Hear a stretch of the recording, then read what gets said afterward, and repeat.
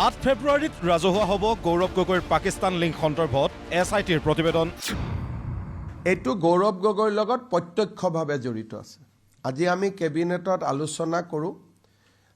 কেবিনেটত SITয়ে 3গৰাকী ব্যক্তিক প্ৰত্যক্ষ ৰূপে পাকিস্তানৰ লগত সম্পৰ্কৰ অভিযোগৰ প্ৰমাণ দিছে।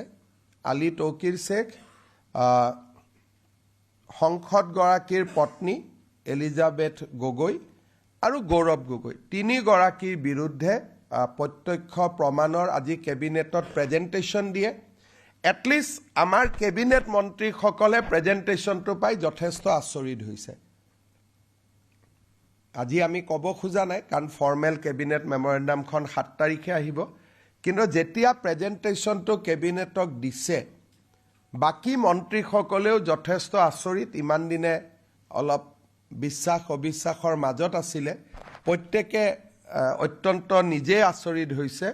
আৰু আমি 7 তাৰিখৰ কেবিনেটত এইখন ফৰ্মেল মেমৰেণ্ডাম কৰি আনিবৰ কাৰণে নিৰ্দেশ দিছোঁ। 8 তাৰিখে প্ৰেছত আমি গোটেইখিনি সদৰি কৰিম। মুখ্যমন্ত্ৰী ডক্টৰ হিমন্ত বিশ্ব শৰ্মাৰ এই ঘোষণাৰ পিছতে প্ৰতিক্ৰিয়া ব্যক্ত কৰি APCCৰ সভাপতি গৌৰৱ গগৈয়ে ক'লে, কংগ্ৰেছৰ উত্থানত শংকিত ডক্টৰ হিমন্ত বিশ্ব শৰ্মা। তাৰ সমান্তৰালভাৱে পুনৰ মুখ্যমন্ত্ৰীগৰাকীক ভয়াতুৰ আখ্যা দিলে গৌৰৱ গগৈয়ে। 10 ছেপ্টেম্বৰ ৰিপৰ্টটো ক'ত গ'ল? এই 10 ছেপ্টেম্বৰ ৰিপৰ্টটো ক'ত গ'ল? এই 10 ছেপ্টেম্বৰ ৰিপৰ্টটো এতিয়া 8 ফেব্ৰুৱাৰীত এতিয়া মুকলি কৰিব বিচাৰিছে নেকি? নে কিবা আকৌ তাত কিবা তেল মছলা আৰু সোমাই দিছে? মুখ্যমন্ত্ৰী মহোদয়ে অসমৰ ৰাইজক চিনি পোৱা নাই। মুখ্যমন্ত্ৰীয়ে ভাবে যে অসমৰ ৰাইজৰ বিবেক নাই। মুখ্যমন্ত্ৰীয়ে ভাবে যে অসমৰ ৰাইজক ৰাজনৈতিক জ্ঞান নাই। কিন্তু অসমৰ ৰাইজে চব কথা জানে। মুখ্যমন্ত্ৰী মোক চিনি পোৱা নাই। মই মুখ্যমন্ত্ৰীৰ দৰে ভয়াতুৰ নহয় যে অলপ এই অভিযোগ দিলে মই দল বাগৰি। তেওঁৰ দিনত চাওক, যেতিয়া কিবা এটা অভিযোগ আহে, আছু এৰিব, কংগ্ৰেছ এৰিব, পৰৱৰ্তী দিনত বিজেপি এৰিব। তো হিমন্ত বিশ্ব শৰ্মা ডাঙৰীয়া অসমৰ ৰাইজক চিনি পোৱা নাই। অসমৰ ৰাইজক যে বিবেক আছে সেইখিনি কথা তেওঁ চিনি পোৱা নাই। আৰু মোৰ যে আদৰ্শ মই প্ৰায়তঃ তৰুণ গগৈদেৱৰ পৰা শিকি আহিছোঁ, সেইখিনিও কথা চিনি পোৱা নাই। হ'ব পাৰে এই যে 10 ছেপ্টেম্বৰ তেওঁ যে অলপ পাহৰি গ'ল, এইকেইটা দিন যে আমি হুইজ হিমন্ত বিশ্ব শৰ্মা ডাঙৰীয়া কৈ আছোঁ যে, হুইজ হিমন্ত বিশ্ব শৰ্মা ডাঙৰীয়া, কোন হয় হিমন্ত বিশ্ব শৰ্মা? এই যে আমাৰ প্ৰচাৰ যে আৰম্ভ হ'ল, এই প্ৰচাৰৰ প্ৰতিক্ৰিয়া হিচাপে তেওঁ আকৌ আগৰ সেই SIT কথাবোৰ কৈ আছে। মুখ্যমন্ত্ৰীগৰাকীৰ ঘোষণাৰ পিছতে সৰব হ'ল বিৰোধী দলপতি দেৱব্ৰত শইকীয়াও। ডক্টৰ হিমন্ত বিশ্ব শৰ্মাক ফটোৱা মুখ্যমন্ত্ৰী আখ্যাৰে গৌৰৱ গগৈৰ সৈতে মুকলি বিতৰ্কৰ প্ৰত্যাহ্বান বিৰোধী দলপতিগৰাকীৰ। মই বুজি নাপাওঁ মুখ্যমন্ত্ৰীয়ে কোনখন পঞ্জিকা চাই পেলাই এইবিলাক কথা কৈ আছে। গৌৰৱ গগৈক পাকিস্তানী বুলি কৈ তেওঁ নিৰ্বাচনী বৈতৰণি কিয় পাৰ হ'ব বিচাৰিছে? পঞ্চায়ত নিৰ্বাচনটো তেনেকৈ খেদালে আৰু এতিয়া এই নিৰ্বাচনটো তেনেকৈ খেদাব বিচাৰিছে। এইবিলাক একো নহয়, ৰাজনৈতিক ফটোৱা কথা বুলি যিটো কয়। আৰু মোৰ মুখ্যমন্ত্ৰীজনে এনেকুৱা অনবৰত আপোনালোকৰ আগত কিয় ফটোৱা কথা কৈ থাকে মই নাজানো। আৰু মই আচলতে এই প্ৰতিক্ৰিয়া দিবই নিবিচাৰোঁ। আপোনালোকে সুধিলে কাৰণে দিলোঁ। মোক এনেকুৱা মুখ্যমন্ত্ৰীৰ ফটোৱা কথাত প্ৰতিক্ৰিয়া দিবলৈ যাতে কোনো অনুপ্ৰাণিত নকৰে, সেয়াই মোৰ অনুৰোধ।